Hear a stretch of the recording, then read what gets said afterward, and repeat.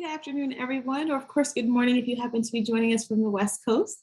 And welcome to today's conversation, which will serve as a continuance to last month's discussion on the recent NASEM report.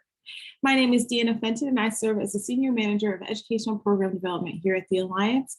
And it's my pleasure to serve as your host for today's session. Now, today's discussion is brought to you by the Alliance in partnership with CareDx, a 2022 advocate-level corporate partner with the Alliance. CareDx is a leading precision medicine solutions company focused on the discovery, development, and commercialization of clinically differentiated high-value healthcare solutions for transplant patients and caregivers. CareDx offers products, testing services, and digital health solutions along the pre- and post-transplant patient journey, and is the leading provider of genomics-based information for transplant patients. We thank CareDx for their ongoing support and look forward to the discussion planned today.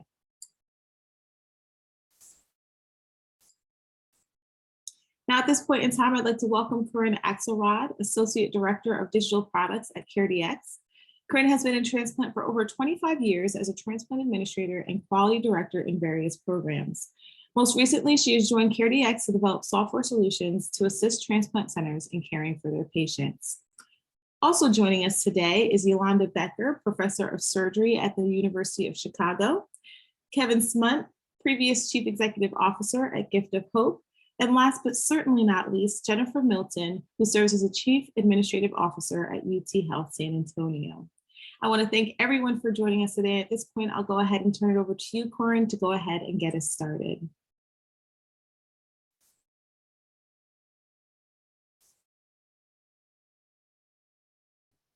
Thanks, Dr. Becker. Again, I'll add to the other thank yous to the Alliance. It's been, I think, pivotal.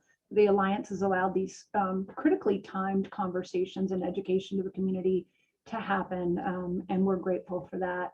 I think that when reports coming out of NASEM aren't the typical voice, those of us working directly in the transplant community are historically tuned into. So before diving into the goals, as Dr. Becker said, I'm just going to provide, I think, just some overview or context. So I know that we called this where the OPTN and CMS are going next. I think really as a true administrator, I would say it's where they might be going next. But so when you look at the historical impact of NASEM reports, it's important to know that National Academies of Science, Engineering, and Medicine work together. They're independent organization, and they really were originally formed 1863 by an act of Congress signed by Abraham Lincoln. And the goal was to establish a private and non-governmental institution to advise the nation on issues related to science and technology. And that mission is held true to today. 100 years after its formation, the National Academy of Engineering was established as a chapter of the National Academies. And then thankfully, it only took 6 more years before the what's now called the National Academy of Medicine, or formerly known as the Institute of Medicine, became another subchapter.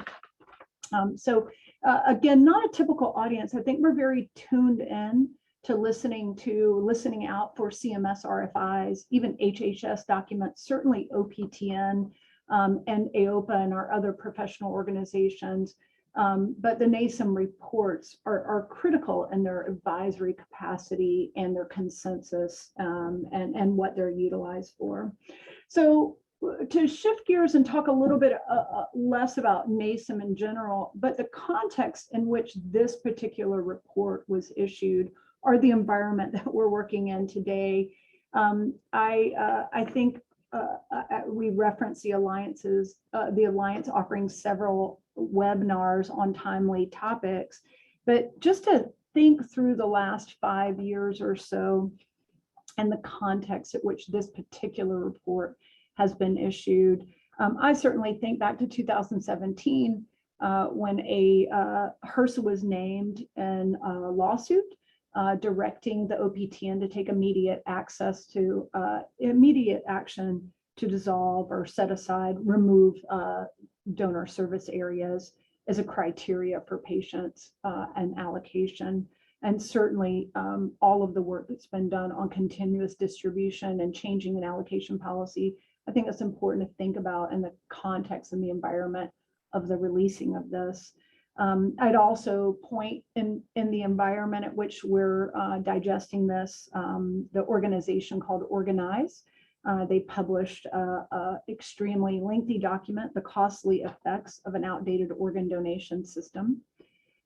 We had in late 2020, the House Committee on Oversight and Reform launched an investigation to investigate fraud, waste, and abuse in the organ transplant industry. In May 27th of 2021, that subcommittee was expanded. It was March 30th of 2021. The revised outcome measures for the OPOs were finalized. Certainly during this same 2-year period, we were fighting a pandemic, all stakeholders in the organ transplant systems. We also received in 2022 really a radical remodeling of reimbursement to transplant centers proposed in the inpatient prospective payment system. In just October 29th of 2021, CMS finalized changes to the ETC model through the end-stage renal disease prospective payment system, really looking to decrease disparities specifically in kidney transplant. And just a couple more, but late last year, December 1st, 2021, many of you probably weighed in and Alliance did a webinar on it. CMS issued an RFI with public feedback due in February 2022 to improve transplants, enhance quality of care and dialysis, increase access to dialysis, and advanced equity. So I think it's just important, if you think of all of those really huge calls for action, changes, legislative action, I think it's important to frame this particular document in the context of all those sort of evolutions. So you can advance this slide. And I'll go on just to say that this is certainly not the only attention paid by the Institute of Medicine or the National Academies on our field. In 2026, there were opportunities for action document, that first one on your left, all the way prior to that, 1999, the OPTN and transplantation was a focus of NASEM, and then even in 2000, those last two documents. And the National Academies certainly does a holistic and incredible array of statements and consensus documents. And they've, and overall, their goal is to spur progress on issues. I guess that's a layman's way to state their mission. And in 2018, they focused on the nation's aging interstate highway system, securing the U.S. voting infrastructure, eliminating lung diseases that plague coal miners, reducing drunk driving, and restoring the Everglades in the citrus industries. Their member and volunteer experts have testified in over 200 congressional briefings on studies, and those are a year's worth of studies. So again, I think that's just a critical understanding of the power of these NASEM reports, the framework in which they're issued. And if you reflect back in your own career, Dr. Becker, Kevin, and I, all having been in transplantation, I think for the publication of many of these reports back to 1999. So when you talk about the audience of the NASEM reports, I think certainly the audience is like the audience today. It's the stakeholders, those with a vested interest. It also goes beyond that, of course. Certainly the number one audience is Congress. In this case, they commissioned this study. The stakeholders and ourselves, I mentioned, but positively also, I think a lot of what's called organizations of influence take these documents and try to carry them further. I'll give you one example from just our own recent NASEM report to advance equity in transplantation. There was a coalition that was formed and announced on May the 4th that included 4 medical schools at the nation's largest historically Black colleges and universities, aimed at increasing the number of Black Americans registered as organ donors and combating disparities among transplant recipients. Certainly another audience is the media and the press. We've seen some, if you just Google and search in your news articles, press related to the issuing of this particular report. Just an example, March 6th, Forbes magazine published a report stating that, looking particularly at kidney transplants, the report states, meaning the NASEM report, available kidneys could be slashed from 20% to 5% or less by ensuring transplant centers perform surgery every day. So again, just another example of the audience for these reports. And then the last two notes I put on there were really is focusing on these reports as either, before we get into the detailed goals, is, are these reports a starting point or a finishing point? We'll talk on that later when it gets down to slides with Kevin and I. And then I also put a bullet point up earlier called, using your voice. And I think we're going to focus that on today's talk progresses. But critically thanking you all for joining, because when we talk about using your voice and where to leverage reports like this, I think it's critical to know, and I know it's in the 7 habits of highly successful people, that it's critical that you use your voice, but the most important part of using your voice is starting with listening. And as he said, most people do not listen with the intent to understand, they listen with the intent to reply. So I hope as Yolanda gets back to the goals of today's talk, you're really listening with the intent to understand. So as we go further, it's important to understand why this report was commissioned. So begin at the beginning.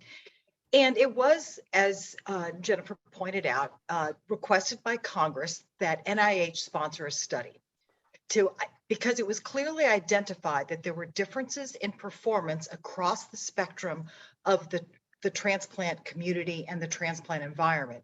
In point of fact, on page 153 of the report, it specifically notes studies that have shown significant variation across our system. So it is important for us to understand the ongoing disparities that occur within this system. On the original committee, there were 17 original members, and they included people from bioethics, health equity, biostats, economics, law, transplant surgery and nephrology, epidemiology, OPO staff, as well as management science and quality improvement. So it was a very diverse panel of people. And so the intent was to support the transplant system in achieving higher levels of equity, transparency, and fairness. And I do emphasize the word support, because the timeline is 1 to 5 years. There was clearly a recognition that with prior NASEM reports, recommendations were made. And as a transplant community, it sometimes took us 20 years before we realized and made and implemented certain recommendations. So there was a specific timeline placed on many of these recommendations, which gets to the study charge. It was to examine the gaps, barriers, and opportunities for us to increase our performance, with a keen eye towards optimizing quality as well as quantity of donated organs, and to better align performance metrics. Most importantly, to recognize that 1-year metrics of patient and graft survival were simply not good enough, and that it was quoted twice in the report that the system will perform as the system is built. Therefore, we're kind of performing to the test, if you will. So there is a recognition throughout the report that there need to be different metrics. There's also a recognition that we as a community have taken time to implement certain metrics, not the least of which is because we disagree in good ways to act on the behalf of our patients. However, we do need to move things along and minimize organ non-utilization. As a matter of fact, on page 124, and the reason why I'm quoting these pages is we realize that this report is several hundred pages. as Kevin Smunk said many times as we were preparing this talk, it's really important to actually read the report. Because actually on page 124, and obviously you all know that in 2017, we had a lot of things going on when I was the president of UNOS and the OPTN at that time.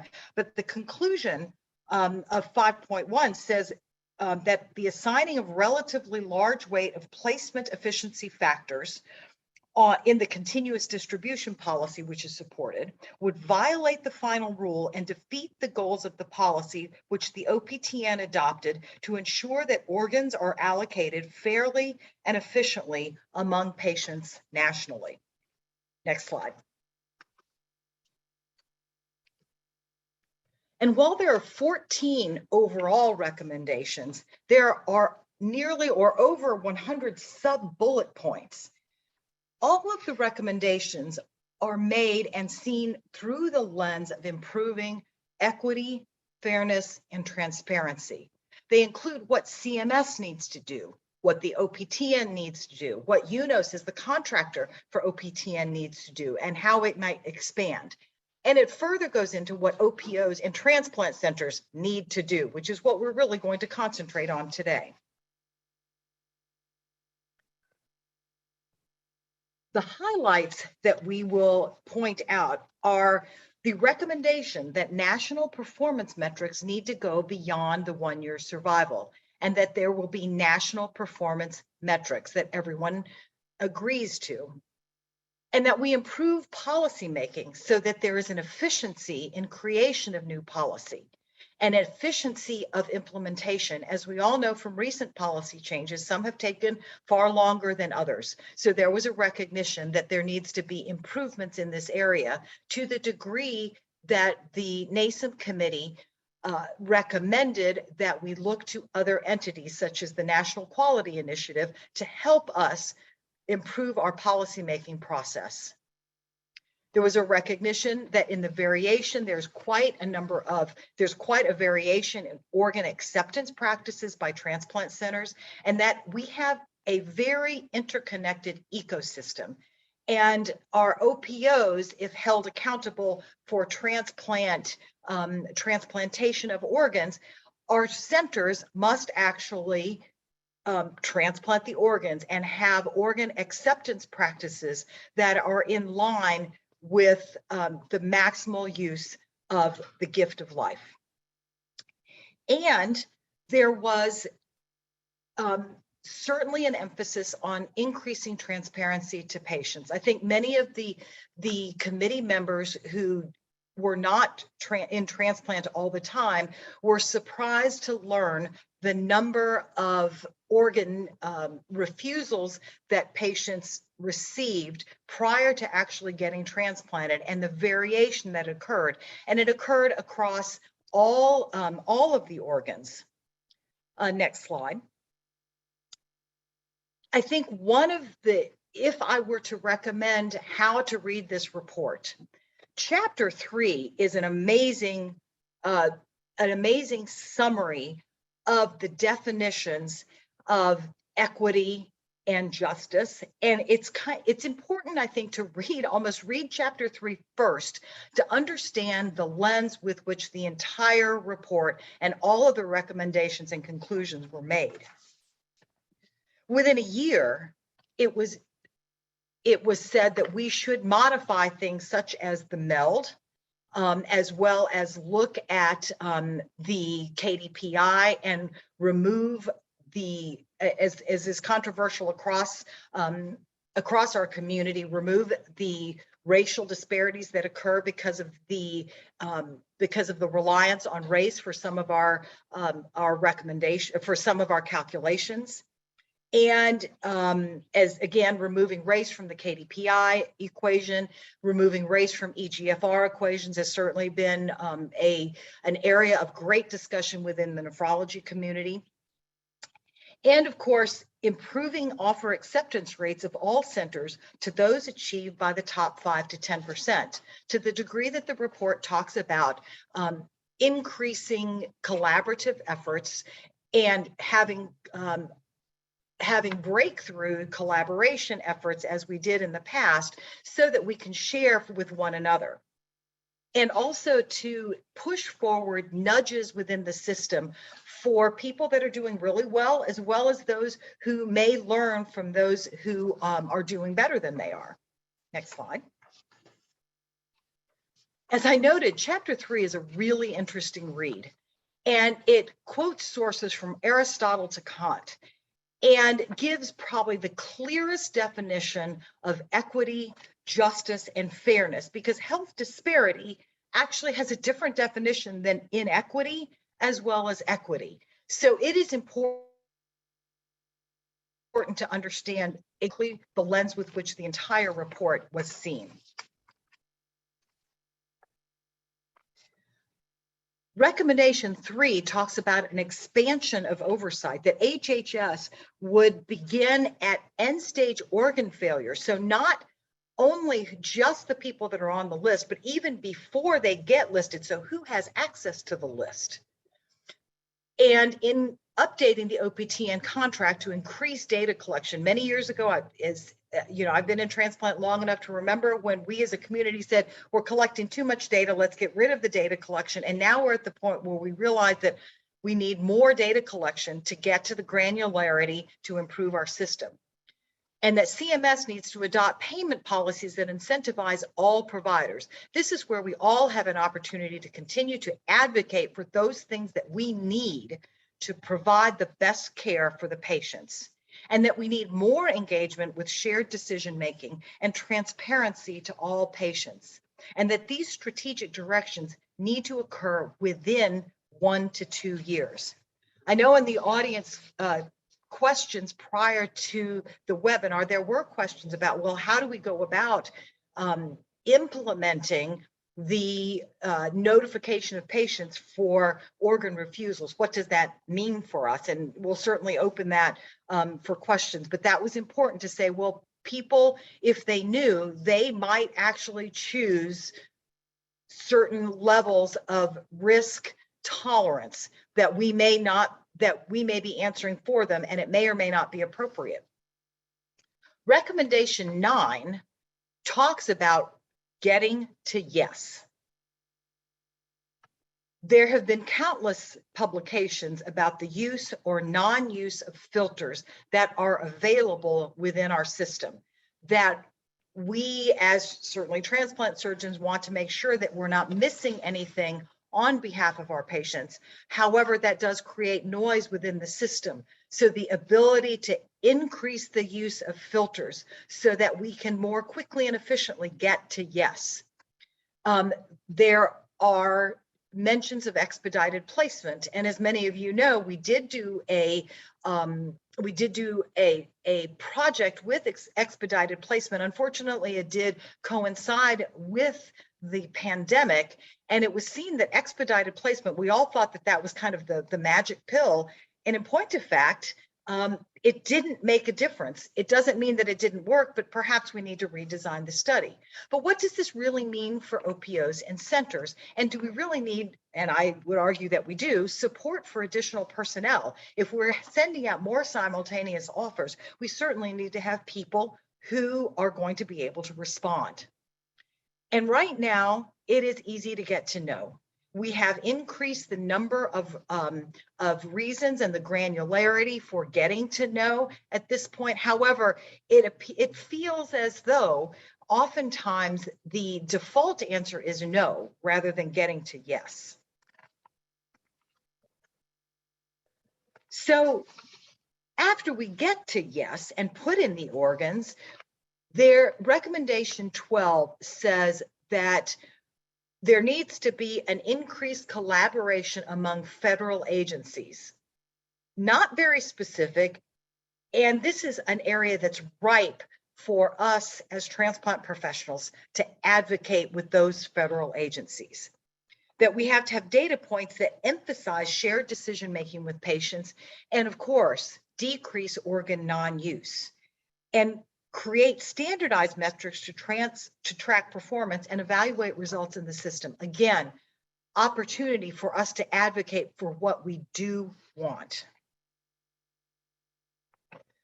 Recommendation 13 really talks about those continuous quality improvement efforts, and it recognizes that there needs to be greater systemness.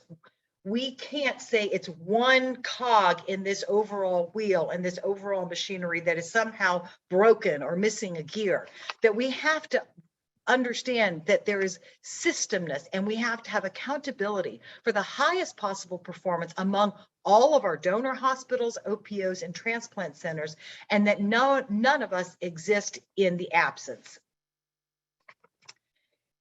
Next slide.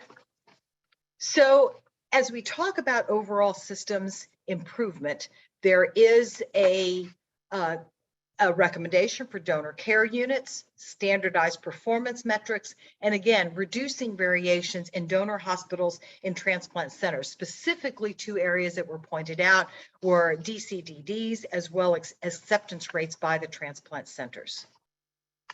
So what happens next?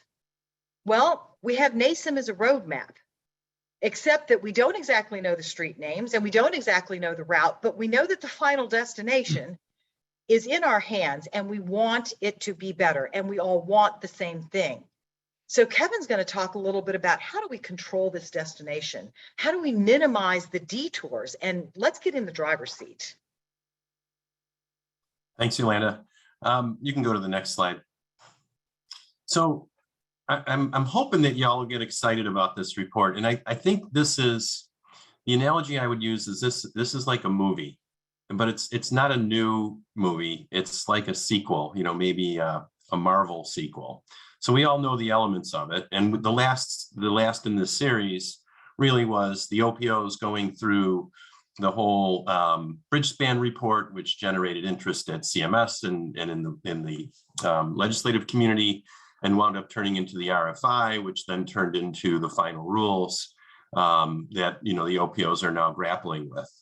The good news for this movie is the start of this movie is a lot better than the last one. The NASEM report is really, really good. It's well written, it's well thought out, it was well researched. The committee really was a good group of experts. You're not going to agree with every conclusion they came to, but it's really a good place for us to be. But we know how this movie goes. It starts out with this report. And it's going to end with big changes to the regulatory environment and the environment that we work in. So this is a big bus, guys. It's on the road, thanks to people like Yolanda. They gassed it up and it's coming at you. So what do we do next? Go to the next slide, please. So I have four very simple ideas for you. One, read the report. Now, it is 300 and some odd pages long, and there are 6 sections that really are well written and will not put you to sleep. But at the very least, read the 14 recommendations. And when you look at the 14 recommendations, it's actually more like 100 recommendations because, you know, within each one, for example, in the Achieve Equity recommendation, there's recommendations for HHS, and some for CMS, and some for the transplant people, and OPTN, and for OPOs. And so there are actually multiple things in each one. Go to the next slide, please. I'm an engineer, so I think like spreadsheet stuff and kind of putting things in order. So to me, what I started doing was just, I put a spreadsheet together and I said, here's an idea, donor care units. Can I implement it? Do I want to advocate for it, or do I want to ignore it? And where am I in that? If I'm St. Louis, the OPO in St. Louis, I'm done. I've had a donor care unit for 12 years. I'm going to start touting that. I'm going to take some credit for being ahead of the bus in that regard. So that would be my first suggestion. Read the report and write down all the stuff that's in it and figure out where you're at with it. Is it something you can do?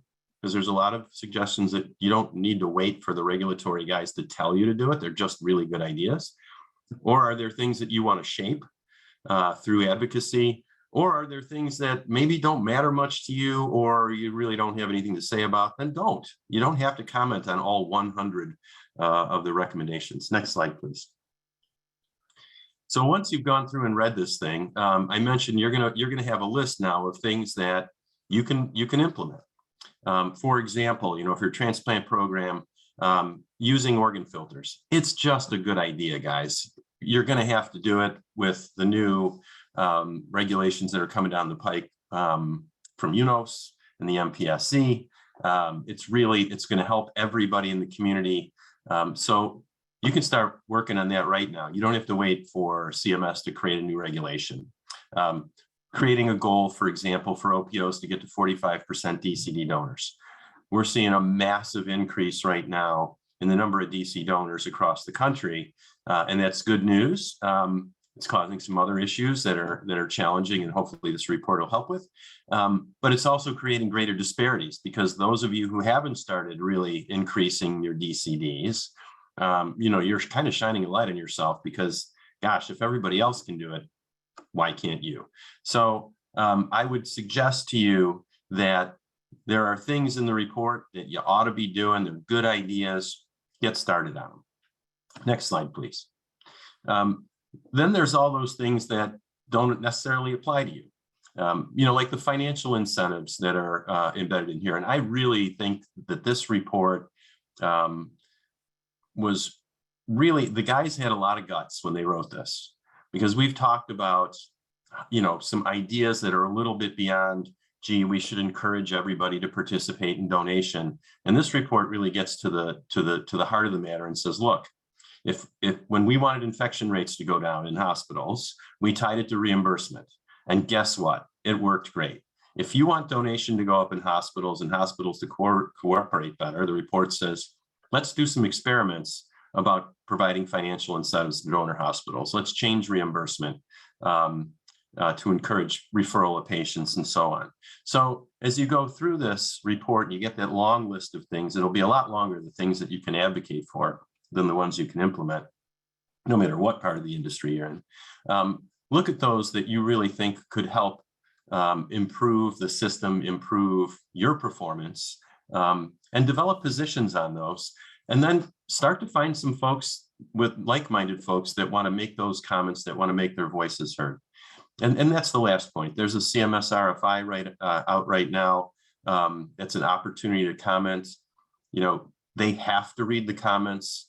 They're important. We've seen this, as Jennifer mentioned before. This is part of the formula for the movie, guys. Those who make noise and let their voices be heard are listened to. And whether they're advocating for really good change or really lousy change, they're listened to. So, don't sit in the corner and be quiet. Find the things that you like and advocate for them. Next slide. And the last thing, I'll just tell you, my last couple of years as a CEO, I was the chair of the Legislative Affairs Committee for AOPO, and we wrote some of the most fantastic, well thought out, well-researched comments on the CMS RFI, and we basically trashed most of the recommendations, right? Because we didn't like them and we didn't think they were very good, and we pointed out all the reasons why they weren't, and we got nothing. And I think, in retrospect, I should have listened to my mom, who always said, if you ain't got nothing nice to say, Kevin, don't say nothing. And so I would suggest that if there are things in here you don't like notifying all your patients every single time they get an organ offer. And I listened to a couple of my transplant colleagues a few weeks ago have that discussion, and I stopped them and I said, guys, you just sound kind of whiny. I don't disagree that that's a very challenging suggestion, and maybe it isn't the greatest idea, but don't make that the focus of your comments. Look for the things that you can advocate for. And, certainly you may want to make a comment about the things you disagree with, but I would suggest look for the good stuff first, the stuff that you can support to make your voice effective. And I think I'm flipping it back over to Jennifer.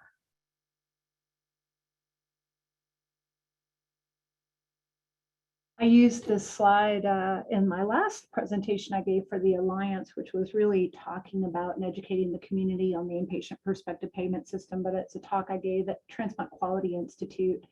And I like to just acknowledge the similarities between steering the bus and rocking the vote. As a child of the 80s and the MTV generation, of course, getting out and rocking the vote and talking about your own engagement is certainly a popular topic around here.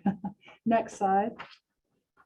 from that talk, I really talked a lot about empowering, and I pulled, you can advance the slide one more just for a photo to come up. I pulled two reference points used a lot in talking about civil engagement, one from 1848, the women's suffrage movement, and one from the civil rights movement. And they really define how you empower, really move to a grassroots type to empower citizens. Is one, you look for a really easy to use platform, you engage citizens, you develop a communication strategy, provide incentives. And I summarized it by saying, you know, we've really been provided that in the transplant community.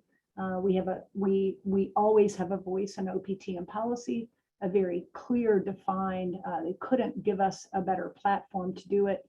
With CMS's issuance, as Kevin talked about, HHS released the request for information on ways to strengthen and improve the organ procurement transplant network.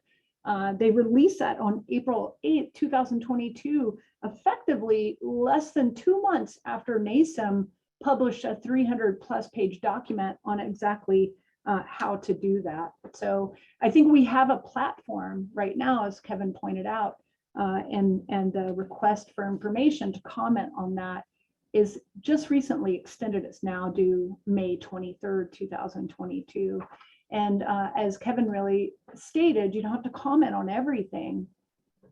But when we worked on the IPPS, Chairman Zerwas of the UT system said that sometimes when you're commenting on CMS recommendations, it's not just the quality, it's often the quantity. How tall is the stack? How engaged were the citizens in making their voices heard? So very specifically, and I will encourage you, and we'll try to get the link up before the end of this talk, to weigh in and have your voice heard on this most recent RFI. You can advance the slide.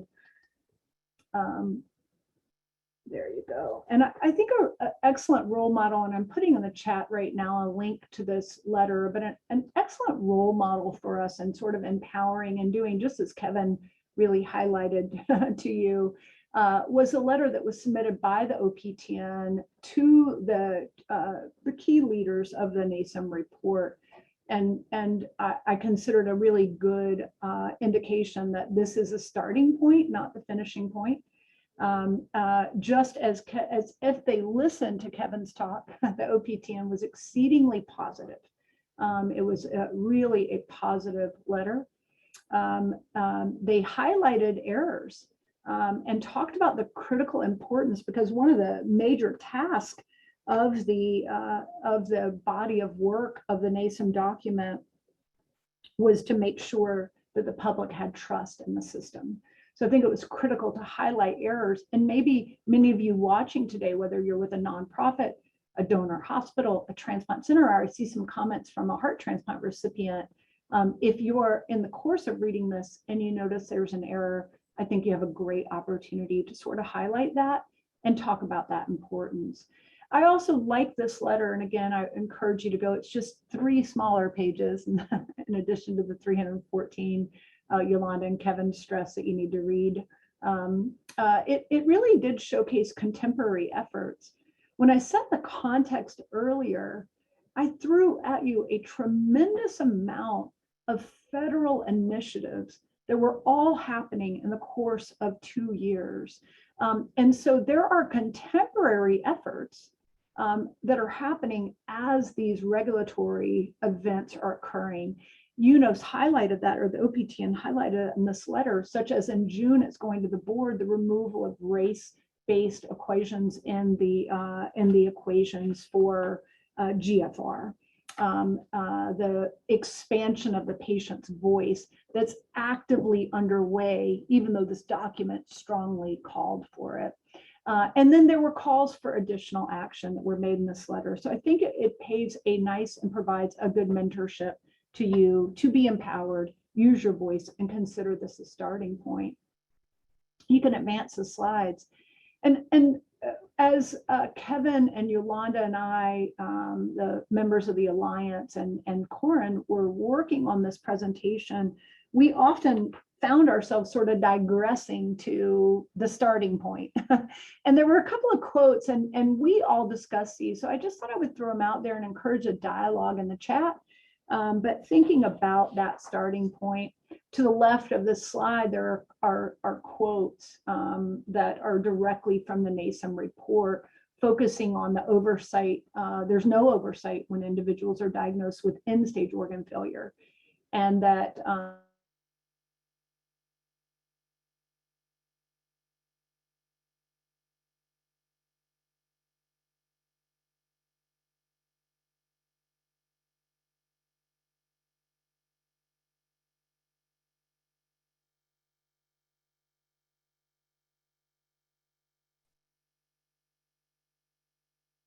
we might have had Jennifer freeze there. So while she's coming back, I will go ahead and kind of start kind of our dialogue. Oh, maybe she's back.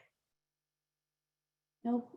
Well, while she's coming back in, I'm going to go ahead and just kind of throw out some questions to our other folks on our panel. These were questions that had come in from our audience. So Kevin, going back to you for a second, someone mentioned in the chat that, you know, debate is good, right? It's good for us to have challenging opinions. It's good for us to kind of say when something doesn't make sense or when something seems to be wrong. Jennifer was just talking about that, right? Pointing out things that may be inaccurate. So you had mentioned, don't say, if you don't have anything nice, don't say anything at all. Can you just clarify kind of what you meant by that? Did you really mean don't say anything, or do you mean kind of in the way in which we approach it? Yeah, no, I think the, you know, the argument to drive change is that there's huge disparities in performance. So as OPOs, we had OPOs that performed way up here and some that performed down here. And we had a million good reasons why there are variations. But the simplistic comment of, look, if some people are down here and some people are up here, then some people are bad. That, if you look at the variation in performance among transplant programs, depending on what metric you look at, not 1 year survival rates, the disparities are 6 to 10 times higher than they are for OPOs. And so I think you just have to be really careful that as you, I don't want to, nitpick is probably too strong a word. As you pick on parts and pieces of this, you open yourself to criticism of like, look, you're just negative because you want to maintain a system that is unfair for whatever reason. And so for me, I think there is so much good in the report. There are so many things that could really improve utilization of organs. And we threw away 6,000 kidneys last year. And 3,000 of them, everybody agrees, could have and should have been used. We have to make those changes in financial incentives. We have to make those changes in payer performance and stuff to get those organs used. And so I think, you know, from my perspective, I would rather focus my attention and use my voice to advocate for the positive things in the report. And if there's some aggravating stuff, I'm going to live with it because I don't want to lose my power to advocate for these things and implement these changes. That's my opinion, you know, but I don't disagree that, you know, debate is good. And different points of view should be heard. Just, you know, I just wanted to caution people. And I guess, you know, I just feel like, you know, having gone through this and worked so hard to come up with all these great reasons why the CMS RFI was not great, and then seeing absolutely none of our comments accepted, I think, you know, this is a better approach. I think to add on to what Kevin was saying, I think there are ways to take things that you are concerned about and say, what do I need to implement this? I mean, you know, obviously having sat on the committee for a good period of time, you know, the whole idea, and, you know, I'm a transplant surgeon. I take our organ offers, the idea of every night having to tell, and of course to tell a patient that we declined an offer for whatever reason that I thought was appropriate, and to have to explain that however many times was, at first, I couldn't quite get my head around it. Then I thought, wait a minute, I need to think about a system that allows patients to have more shared decision-making, to be more activated. It doesn't mean that I have to do it every single night, every single time. How can I have a system that will support that? And that's what I was saying about the NASEM report. It's to support the transplant system. There was a recognition all throughout the report that some of these things are going to take action and funding on the part of Congress and on the part of CMS and HHS to support us in these endeavors. So to say that the conclusions in this report were very well thought out, very well researched, and getting to the details, there is an understanding that there has to be support for the system to make this happen. So it's not that you may or may not disagree with this or that debate isn't a good thing. It's to say, okay, given that there was a lot of work that went into this, and actually some of the members of the committee are actually on this call, there was a lot of great investigation, a lot of resources put towards this. So then how do we take those pieces that say this should be funded? You can't just say X, Y, or Z. Okay, how can we make this happen? That's a way to take something forward and to advocate for something in a positive way, rather than, as Kevin pointed out, I don't like this, that, or the other thing. It may not be that it's not that any of us, I think, would say that patient transparency is a bad thing. It's just sometimes we can't get our heads around, oh my God, how am I going to do this? And it comes out as, oh gosh, I don't want to inform the patient, which is not what you're saying at all. What you're saying is this is a hard task. How can I accomplish this task? How can I get to yes? Okay, that's what we need to all be thinking about, to recognize, okay, this report recommended these things. These things are going to be hard. So how are we as a community going to make that happen? Okay, that's what we're talking. It's not that we can't debate one thing or another, but and how can we share best practices? If you've got, I mean, really, there were multiple folds differences. There must be something that somebody can take from a best performing center, in the same way that when we had the collaborative about donation after circulatory death, we learned so much and we saw a rise. There have got to be things that maybe the way they're staffed, maybe the number of specialists that they have in the area. And because they're doing, several hundred transplants a year, they're able to do that. But if you're as a center doing 30, you don't have that. Well, how can you improve that? That takes resources. And that's what this report actually does recognize.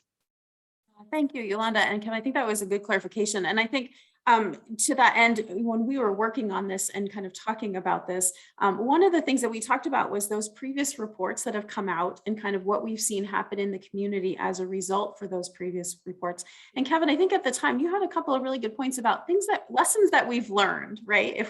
When these come out, if we take the stance of this is what happened. And so can you talk a little bit about some of those examples that you had of ways that maybe we could have responded differently, better, whatever, and kind of lessons learned from those previous reports and how we can apply that to this one?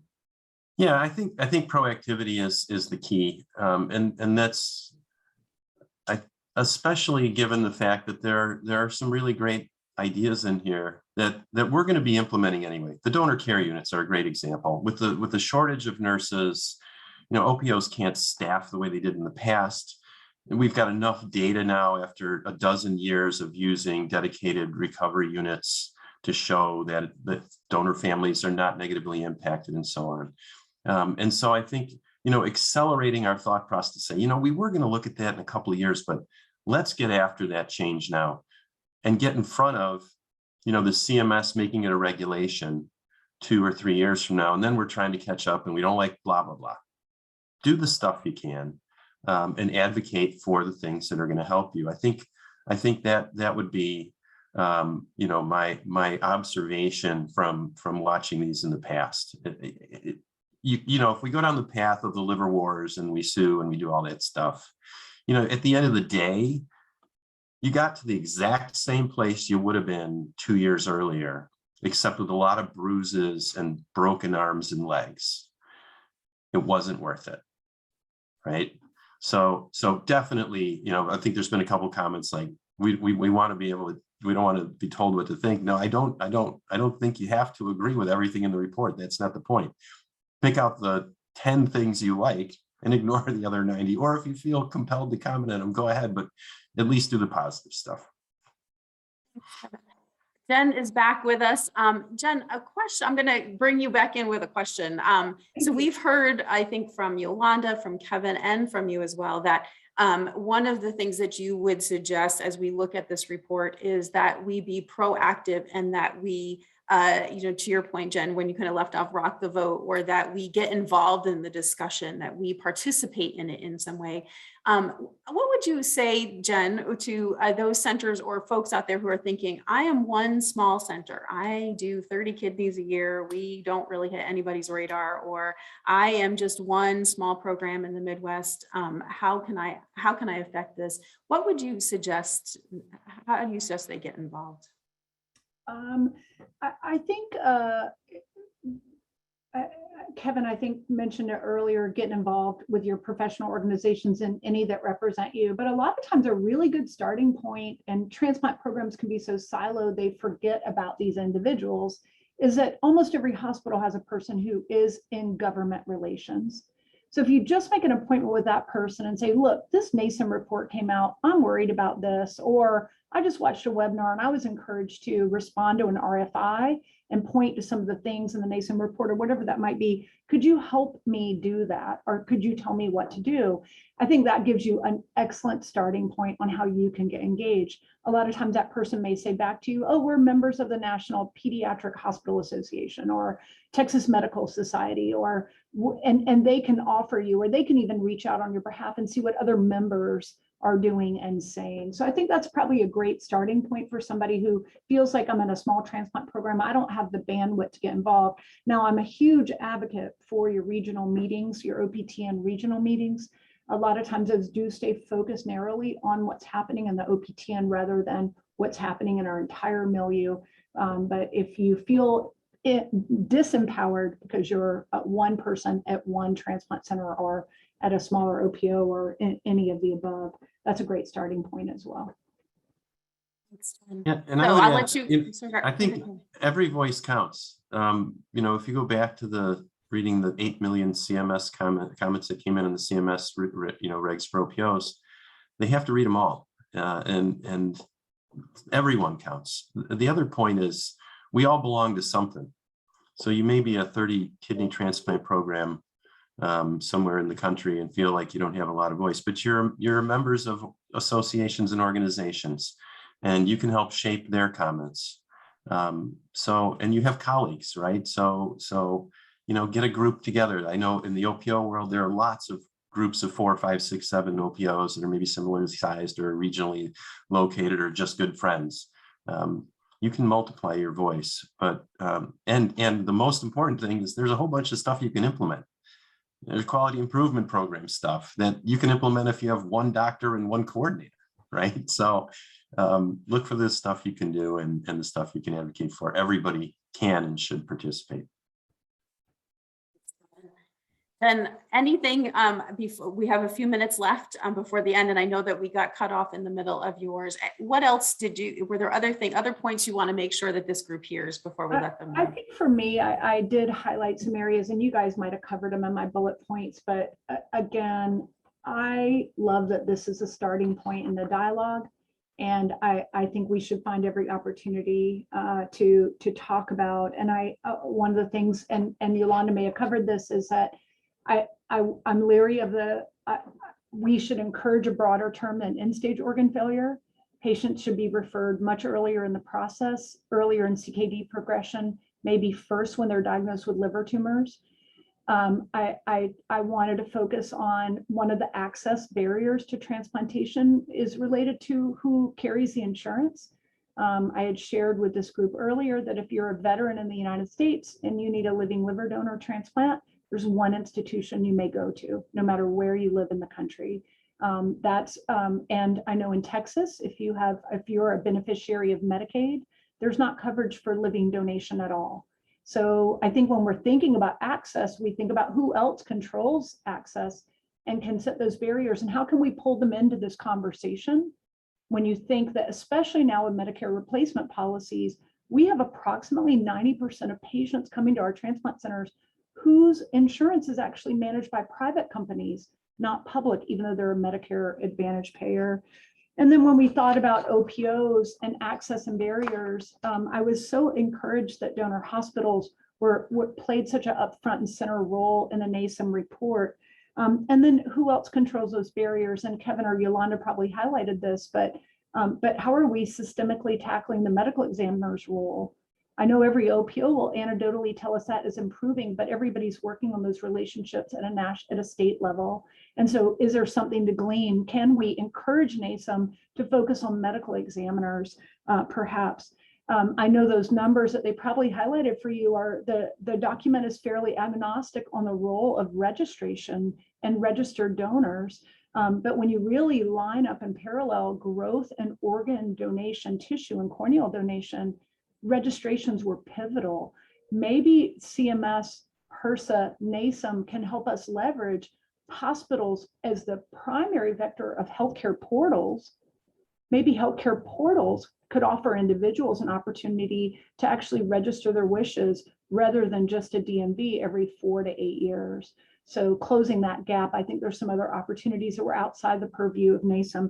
And certainly it's hard to talk about access, decreasing disparities of the organ transplantation system when almost 40% of the transplants this country does are living donation, but the document was silent on living donation. Understandably, that wasn't the charge, but it's very hard for me to complete. And I would encourage you to say, maybe this is part 1 of a NASEM series. Maybe there's a part 2 that's just really expanding that focus on equity and access, both for donation and transplantation. So I'm sure Yolanda and Kevin summed that up in my last bullets, but those were just some thoughts I thought were, where do we go from here? Where else can we expand? Maybe this is part 1 of an 8-part series like they did, like NASEM did when they did the Future of Nursing report. It was an 8-part series, not just 1.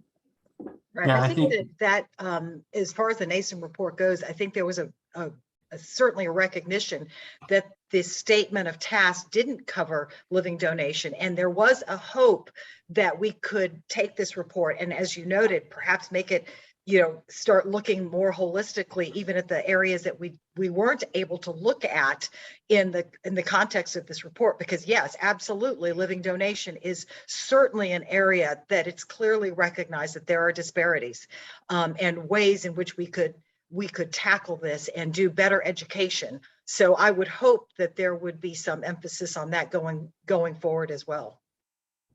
Yeah, I think we had talked about what might be missing, and as most of you know me, I can't do a webinar without talking about donor families. And once again, I'm disappointed that there is not, I couldn't find the mention of the donor family, which I find, kind of crazy and mildly offensive. The good news is there is a lot of focus on honoring the gift and reducing discards. And I think that's critical, but I would really love to see the narrative change and for us to begin to treat donor families on an equal footing with organ recipients, and that the gifts that they give us are as important as the lives that they save.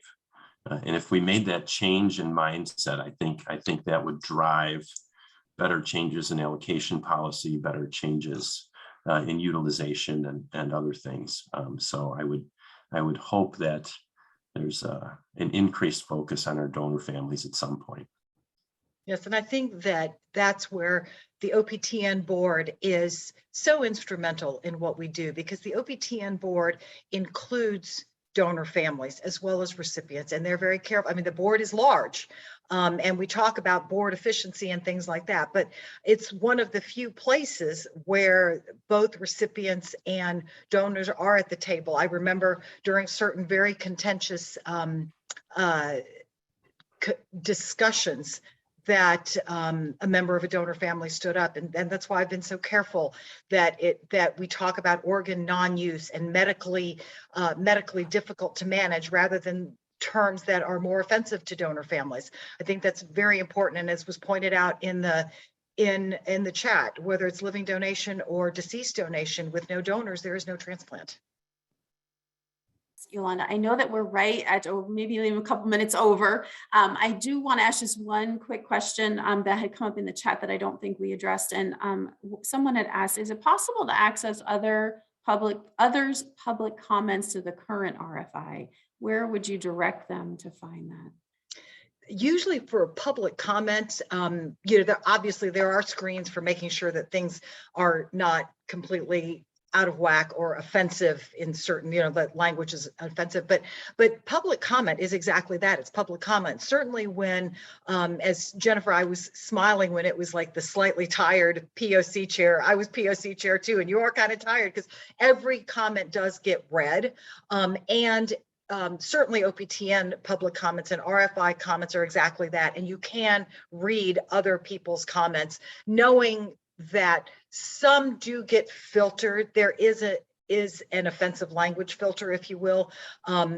Sometimes people have those people that have written those comments were kind of angry with us for having filtered them, but I think they were very appropriately filtered. I think anybody on this webinar would agree. But yes, they are public and you can look. Thank you. And I apologize, I was trying to look up the link, but afraid my hospital server might go down again and I fade away. So, but usually on the cms.gov website, you can find the actual RFI, and then on the RFI, you can click on and see some of the comments. Thank you guys so much. I think we've hit all of the questions that were in our chat, and as well as I think over the course of our presentation addressed a lot of the questions that had come in ahead of time. So thank you all for submitting those. I'm going to turn it back over to our folks at the Alliance to get us wrapped up. Thank you, Corinne. I just want to say a special thanks to all of you on our panel here today for joining us and for sharing your insights and for ultimately, I think, putting together such a fantastic discussion. So thank you all so much for that. For those of you who had questions about resources available, we will be sure to follow up with you via email, certainly providing a link to today's discussion, but also the PowerPoint presentation. And if anyone isn't interested in seeing the prior program that we hosted last month, where Dr. Kaiser and Dennis really gave a nice high-level overview of the report itself, that's also available on our website. So just feel free to navigate to organdonationalliance.org, and under our conversation series program page, you'll be able to see all of that available to you. So with that, I just want to thank you all again so much for joining us, and take care. Enjoy the rest of your day. Bye, everyone.